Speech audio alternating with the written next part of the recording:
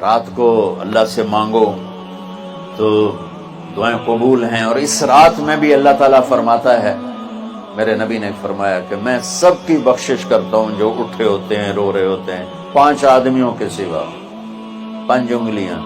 پہلا سنو، مشرک، دوسرا دل میں بغض کینہ رکھنے والا، تیسرا متکبر، تکبر کرنے والا، چوتھا والدین کو برباد کرنے والا۔ ایک ہوتا ہے کبھی کبھی اونچا بول ہو جائے گستاخی کا، اس کو نافرمانی کہتے ہیں۔ جو والدین کے جگر چیر دے اور ان کے کلیجے جلا دے، اس کی اس رات بخشش نہیں ہوتی۔